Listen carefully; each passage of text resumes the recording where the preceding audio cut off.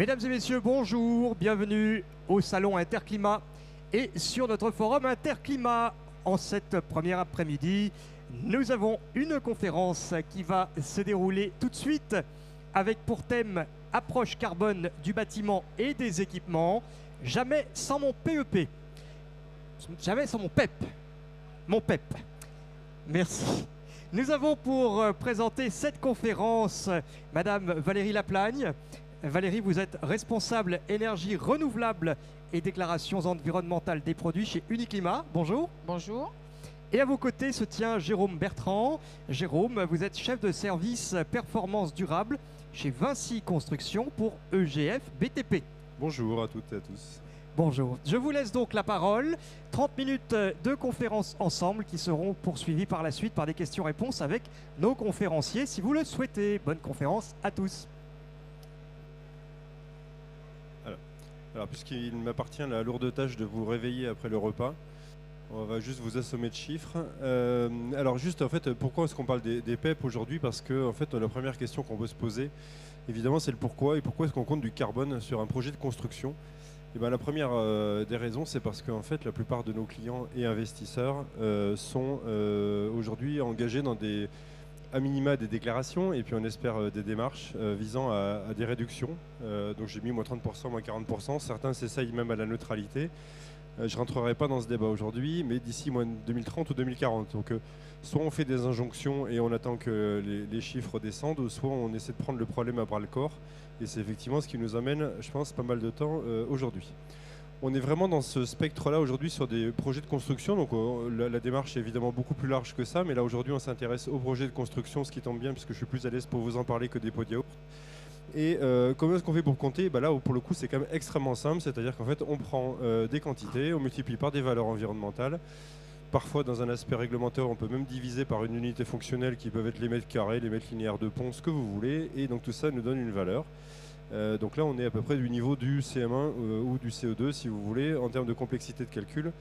On n'est pas en train d'envoyer une fusée sur la Lune. Néanmoins j'aime bien cette slide là, alors il y a un copyright dessus. J'aime bien cette slide là parce qu'en fait une fois qu'on parle de carbone, tous nos clients parlent de carbone, vous parlez de carbone, tout le monde parle de carbone, mais en fait globalement on ne parle pas forcément de la même chose. Alors c'est vrai qu'une fois qu'on parle des quantités et puis des données environnementales, la question c'est comment on les assemble. Alors je ne vais pas vous faire un discours de la méthode, mais un petit peu quand même, et à travers cette slide là c'est pour vous dire qu'à partir des quantités, suivant qu'on s'intéresse au périmètre, à partir des valeurs environnementales et suivant la manière dont on les prend et qu'est-ce qu'on prend, et bien en fait on peut faire deux choses qui sont quand même relativement différentes. Alors là j'ai pris juste un focus sur une recette que j'ai appelée analyse de cycle de vie et une recette que j'ai appelée bilan carbone parce qu'en fait les deux parlent de carbone. Et quand nous, nos clients aujourd'hui viennent nous solliciter sur des choses en termes de comptabilité de valeur environnementale, la première des questions qu'on leur pose c'est l'un et ou l'autre. Parce que en fait, en fonction de ça, derrière on va décliner des choses, mais nos clients, et je vous en parlerai un petit peu après, sont comme vous et en fait ils aiment bien qu'on se moque pas trop d'eux, qu'on soit relativement transparent dans la démarche. Et pour être transparent dans la démarche, il faut déjà bien comprendre le besoin. Des fois ce besoin il n'est pas très affirmé. La première des questions qu'on pose quand on pose de carbone, c'est celle-là. Pourquoi est-ce qu'on va prendre derrière telle ou telle méthode? Eh bien pour avoir confiance. Voilà, ça vous rappellera des souvenirs. Pour avoir confiance parce qu'en fait quand vous allez dans votre supermarché, que vous allez scanner des trucs avec votre Yuka, en fait vous aimez bien que l'achat que vous allez faire soit pas trop truandé parce que Yuka a pu vous raconter. Pour l'approche carbone c'est à peu près la même chose et vu que c'est pas que des choses qui sont normées, cadrées, à part en RE 2020, mais sur le reste du temps c'est pas normé, c'est pas cadré, il y a des normes qui existent, mais l'application à l'échelle d'un projet de construction, dans ce qu'on constate aujourd'hui, relève d'un dialogue permanent. La méthode n'est pas cadrée. Nous on a des grands cadres, on a des grands schémas, mais après c'est au client de nous expliquer ce qu'il a envie de faire. Évidemment, vu qu'il n'est pas spécialiste et vu qu'il n'est pas forcément sachant, c'est à nous de lui expliquer qu'est-ce qu'on peut faire dans un cas B pour le voir avec lui, qu'est-ce qu'il a envie d'en faire.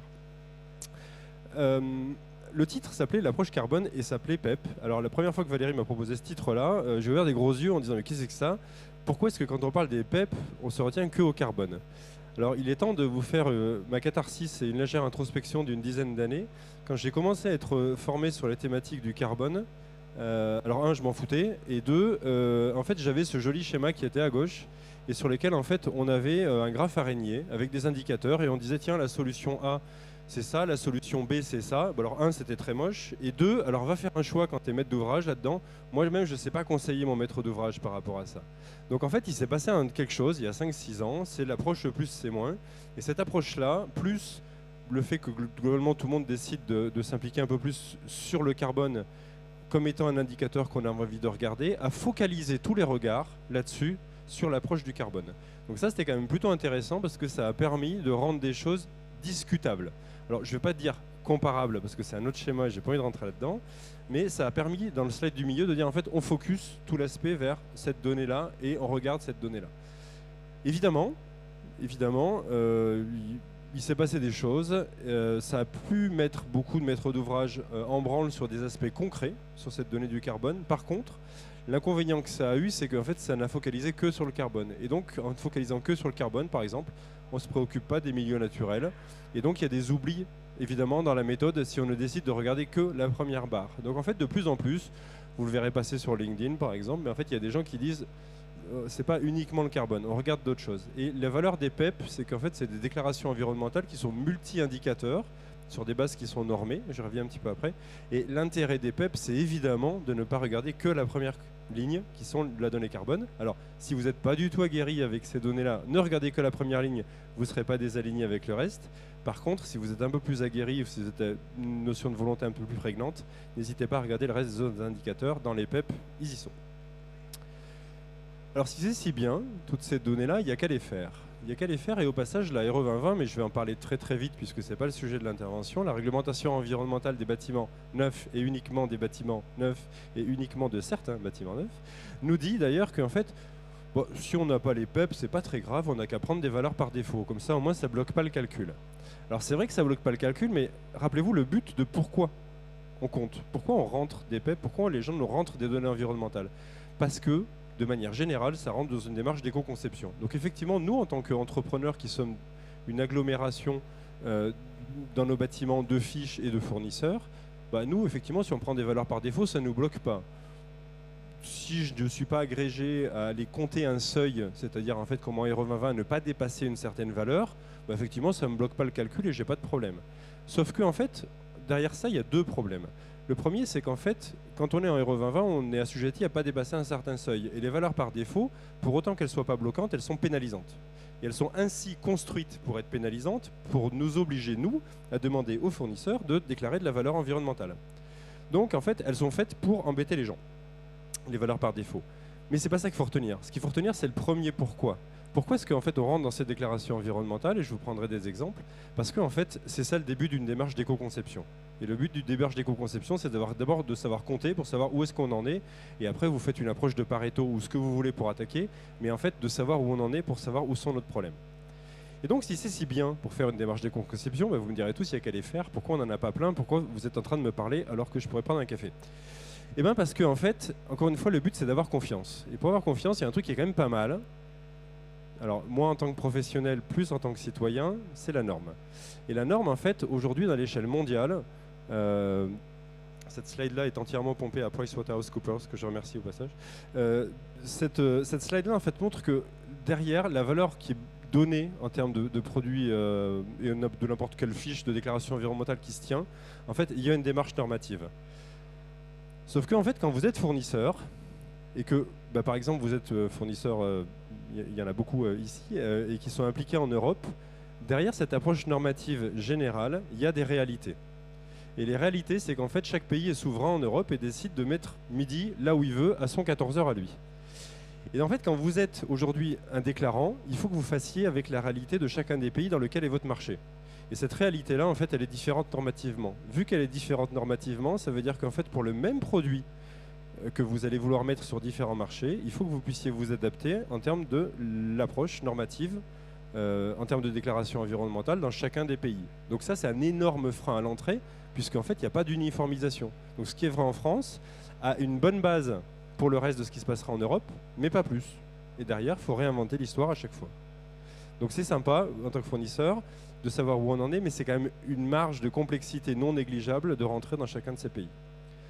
L'intérêt pour les déclarants, bah, le premier, c'est qu'en fait, moi, si je suis maître d'ouvrage, ou si je suis gestionnaire de patrimoine, Le but derrière tout ça, derrière ces données environnementales, derrière le fait de les avoir, c'est que si je lève un peu de coin de voile sur certaines déclarations environnementales qui sont faites depuis pas mal de temps, c'est moins vrai aujourd'hui, hein, mais ça vous donne le gap à franchir, c'est que la plupart du temps, ces déclarations, elles sont faites sur de l'intensité du chiffre d'affaires. Autrement dit, en fait, on ne s'est pas trop embêté avec les calculs, on a pris ce qu'on avait parce que c'est compliqué d'aller structurer de la donnée, on a pris ce qu'on avait, et on a dit, bah tiens, ça nous fait une jolie moyenne, je multiplie par mon chiffre d'affaires, et ça me fait mes émissions carbone. Et en fait, bah, vous devinez vite le problème, c'est que si on revient à ma première slide qui était le fait de dire je veux en faire moins 30 ou moins 40% de gains, c'est qu'à un moment, avec cette méthode-là, la seule solution, c'est de faire moins 30 ou moins 40% de chiffre d'affaires. Vu que la plupart des PDG de ces entreprises ne sont pas totalement d'accord avec cette approche-là, ça veut dire qu'à un moment, il faut juste casser l'approche de simplicité, et de dire que, bah oui, moi j'ai besoin d'avoir des déclarations environnementales et de rentrer dans une maille plus fine de comptage pour pouvoir matérialiser à travers un calcul direct sur le cadre de mon projet, les efforts d'intensité carbone que j'ai pu faire sur ce projet-là. Et que par agglomérat, ça me marque bien le fait que j'arrive à me mettre sur une trajectoire de moins 30, moins 40%, sans forcément sacrifier mon chiffre d'affaires de moins 30, moins 40%. Donc c'est juste un objectif ultra basique. C'est-à-dire qu'en fait, vous ne pouvez pas tenir vos obligations si vous ne rentrez pas dans une maille fine de comptage. C'est aussi simple que ça. Donc ça veut dire que pour les maîtres d'ouvrage et les propriétaires, le but, c'est bien de pouvoir demander ces valorisations-là pour qu'elles matérialisent leurs efforts carbone, pour que par agrégation, ça se retrouve dans leur stratégie RSE. En tant que maîtrise d'œuvre et maîtrise d'entreprise, notre premier but à nous, c'est de satisfaire notre maître d'ouvrage. Donc, c'est de compter. Et donc, plus je compte, mieux je compte, plus je me différencie. C'est aussi simple que ça. Donc, effectivement, c'est pour ça aussi que quand la réglementation nous demande d'aller embêter les fournisseurs pour ne pas utiliser des valeurs par défaut, mais utiliser des valeurs qui soient réellement déclarées, bah évidemment qu'on le fait. Parce qu'on n'a pas que ça à faire, n'empêche que ça compte bien dans les démarches de différenciation. C'est de l'innovation si vous avez envie. Et puis effectivement, bah, la question c'est pourquoi les fournisseurs et les déclarants iraient s'embêter, sachant qu'un pays égale une norme, sachant qu'ils ne sont pas obligés réglementairement, et sachant qu'actuellement, il n'y a pas tellement de personnes qui viennent les solliciter pour ça. Et bah d'abord parce qu'il y a des risques. Et donc les risques, déjà, c'est de se tromper d'accompagnant. Parce qu'en fait, aujourd'hui, des chantres du carbone, il y en a plein, puisque c'est de la tendance.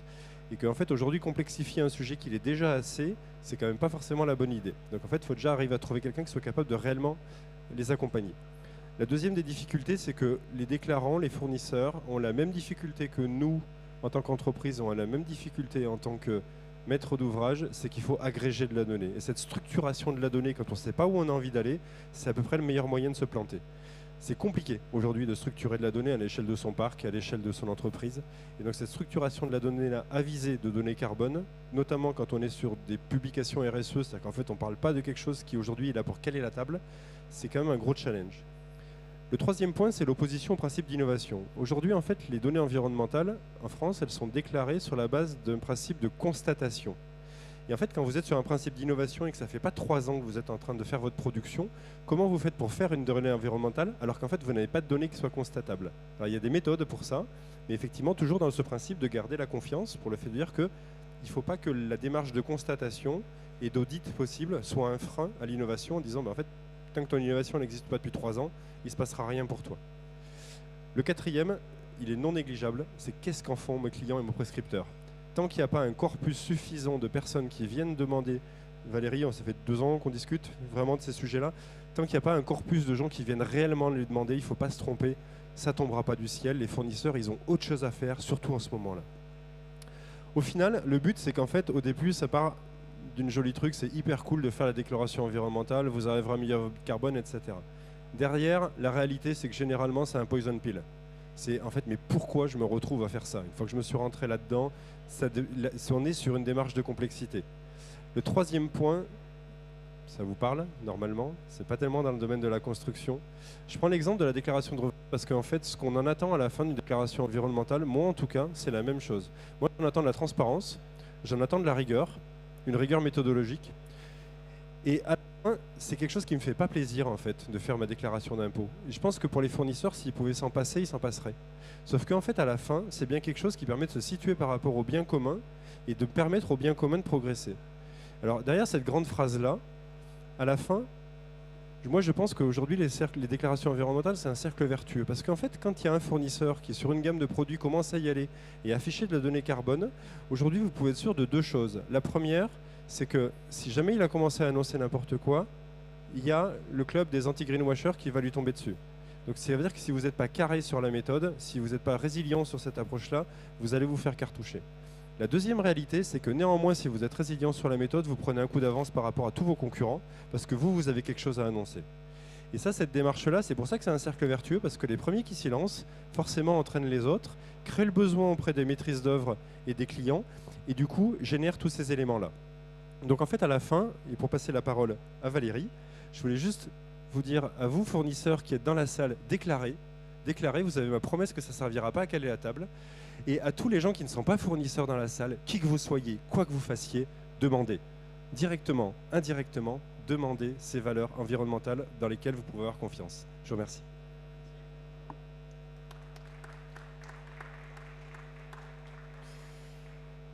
Merci Jérôme. Très bien, je vais enchaîner avec plus précisément les PEP, donc les profils environnementaux produits. C'est quoi un PEP? C'est une déclaration environnementale donc, qui résulte d'une analyse de cycle de vie sur un équipement. Vous avez peut-être entendu parler des FDES, il y a un autre acronyme, c'est plutôt sur les matériaux de construction. Là, dans les PEP, on se place au niveau des équipements, qu'ils soient de génie climatique ou électrique, électronique. Alors, comment est-ce que ça fonctionne? En fait, il y a à peu près un peu plus de 10 ans, il y a un contexte, donc une association, PEP Eco-Passport, qui s'est créée pour justement mettre en place un cadre pour que les industriels puissent faire des déclarations environnementales. Donc un cadre qui est basé sur des normes, tu l'as évoqué tout à l'heure. Au départ, ce cadre était vraiment structuré pour pouvoir répondre aux demandes d'allégations environnementales sur les produits. Et puis avec la RE 2020, avec E+, C- et la RE 2020, donc notamment le volet carbone à l'échelle du bâtiment, eh bien, ces PEP sont devenus indispensables pour répondre aux enjeux carbone dans le bâtiment. Donc le programme PEP Eco-Passport, il met en place les règles au travers de règles chapeaux qui sont dans le PCR. Tout ça est en ligne sur PEP Eco-Passport. Et puis ensuite, on a des PSR. Ce sont des documents par famille de produits. On a par exemple un PSR sur les équipements thermodynamiques qui définissent la manière de faire eh bien, une ACV sur une pompe à chaleur, par exemple. Tout ça est donc structuré, organisé autour des normes et des réglementations, dont la RE 2020 pour ce qui concerne les équipements qui vont dans le bâtiment. Qu'est-ce que contient un PEP? Eh bien, donc c'est une déclaration environnementale. Elle contient des informations générales comme le produit type sur lequel porte cette déclaration, le cadre de validité, la masse, le bilan matière, donc les matières constitutives de ce produit, et puis toute une série d'indicateurs. On avait 27 indicateurs précédemment, et puis maintenant on en a plus de 40. Donc on a certes l'indicateur carbone, mais il y en a beaucoup d'autres. C'est vrai que quand on réfléchit à RE 2020, on ne pense que carbone, mais il y a beaucoup d'autres indicateurs.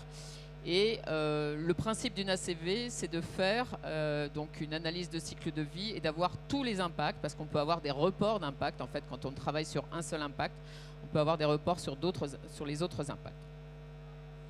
Donc, dans un PEP, on retrouve les impacts à l'échelle de l'unité fonctionnelle et aussi à l'échelle de l'unité déclarée. Donc, c'est le produit. Et en général, ce sont les impacts à l'échelle du produit, de l'unité déclarée, que l'on va utiliser dans la RE 2020. Alors, on a différents types de PEP. On a des PEP individuels qui sont donc produits par un fabricant.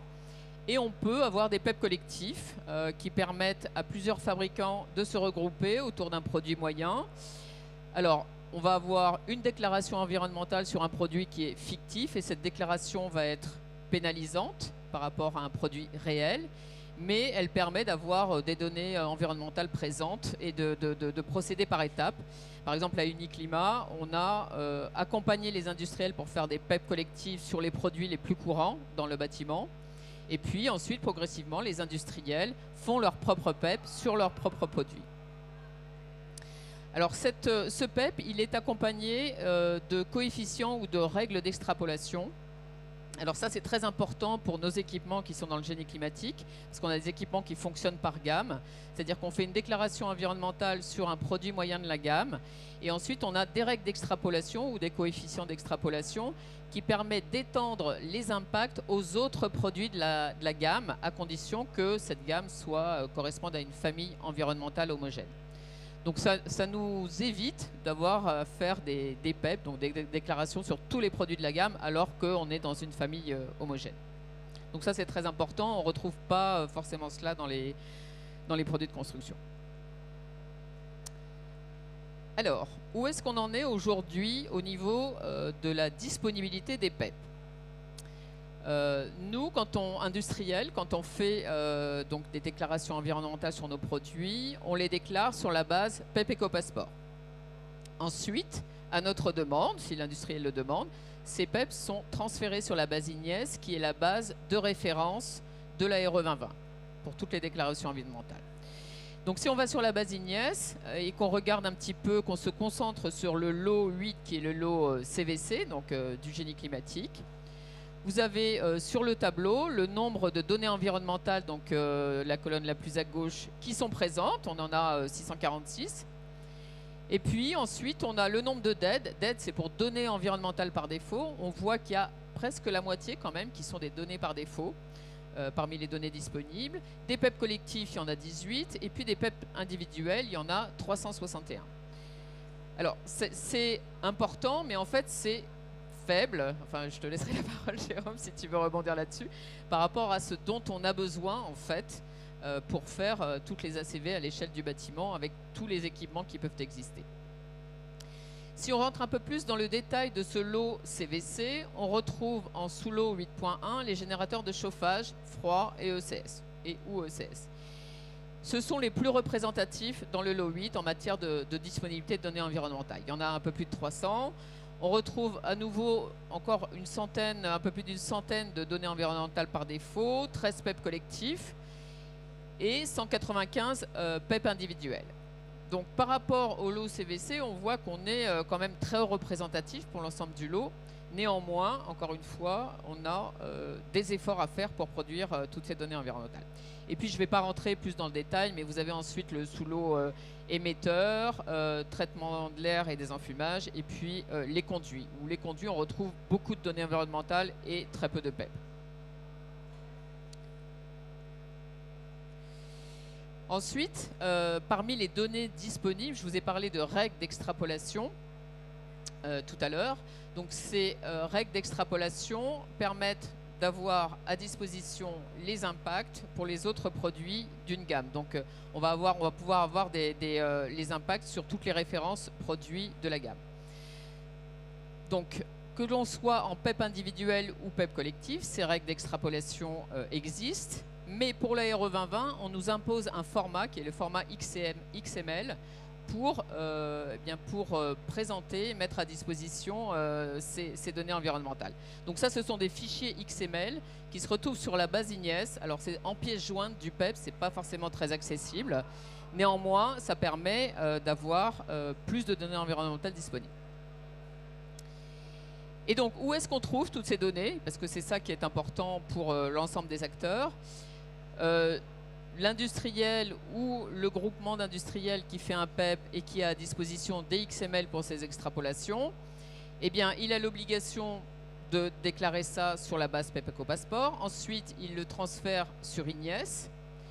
Et puis, c'est une obligation pour nous pour être utilisé dans la RE 2020. Nos données environnementales doivent être présentes sur IGNES. Mais vous pouvez disposer de ces données sur d'autres bases.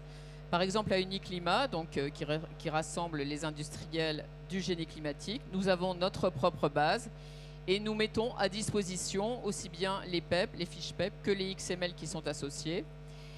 Nous collaborons également avec une base qui s'appelle Edibatech et qui permet d'alimenter les éditeurs de logiciels qui font les ACV pour la RE2020. Alors, ce qu'on peut noter aujourd'hui, c'est qu'en matière de XML, ça va, je suis dans les temps. Très bien, j'ai presque terminé.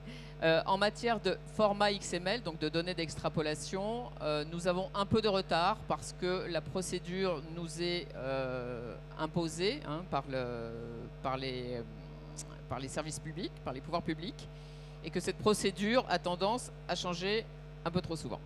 Et donc il nous faut mettre à jour ces XML régulièrement.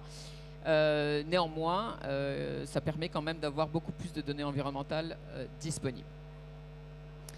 Aujourd'hui, je vais terminer juste sur l'aspect RE2020, parce que c'est ça qui nous pousse, nous, industriels, à faire des PEP.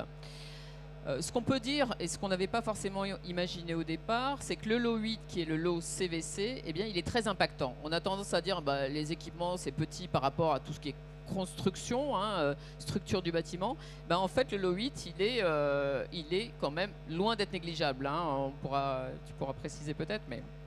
Ensuite, ce qu'on peut avoir comme autre enseignement, c'est que l'impact, si on se focus sur les équipements thermodynamiques, l'impact des packs est très associé au type de fluide frigorigène, parce que celui-ci est très impactant en termes de CO2. Quand on rentre dans le détail du lot CVC, si on s'arrête au générateur, eh bien ce sous-lot générateur, il est le plus impactant en maison individuelle. C'est le deuxième plus impactant en logement collectif, après les émetteurs. Et puis, en tertiaire, c'est aussi un des plus impactants, surtout quand on a recours à un équipement thermodynamique. Donc là, ce sont les enseignements que nous ont apportés les premières années d'application de la RE2020.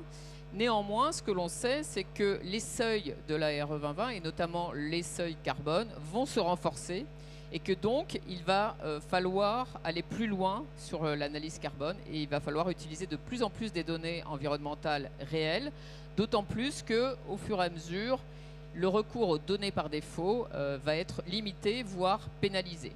Donc ça veut dire que des PEP, on va devoir en faire de plus en plus, et vous allez devoir en utiliser de plus en plus pour pouvoir respecter les seuils. Voilà. Je vous remercie de votre attention, et puis on peut peut-être... il y a peut-être des questions. Oui, c'est ce que j'allais vous dire. Merci Valérie, merci Jérôme. On peut vous applaudir pour votre conférence. Et nous aurons l'opportunité d'une rapide séance de questions-réponses. Si vous souhaitez retrouver nos interlocuteurs, vous avez également le club des speakers qui se trouve sur le côté. Vous pouvez posément prendre des renseignements ou poser des questions, approfondir le sujet. Des questions dans l'audience ? Pas de questions. Eh bien écoutez Valérie et Jérôme, cela est beaucoup. signe d'un très bel exposé, d'une très bonne conférence. Merci beaucoup. Et bon salon. Bon salon à tous.